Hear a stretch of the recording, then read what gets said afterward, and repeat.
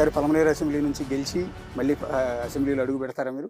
ఖచ్చితంగా ఖచ్చితంగా.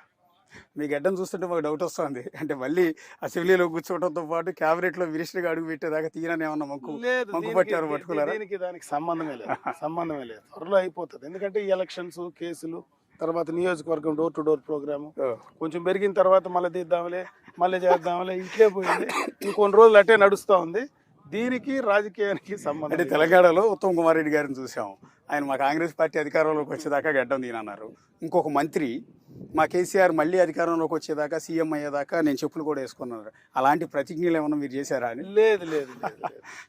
ఆ ప్రతిజ్ఞలు అయితే నేనేం చేయలేదు. ఎందుకంటే ఆల్రెడీ చూసిన ఎమ్మెల్యే పదవి, చూసిన మంత్రి పదవి కాబట్టి కొత్తగా వచ్చినా మళ్ళీ రెండోసారి ఎమ్మెల్యే కావాల్సిందే, మళ్ళీ రెండోసారి మంత్రిగా కావాల్సిందే. కాబట్టి నాకు దానికోసమని గడ్డాలు పెంచుకొని తిరగాల్సిన పరిస్థితి లేదు, చేయను. మీ మిత్రుడు మీతో పాటు కలిసి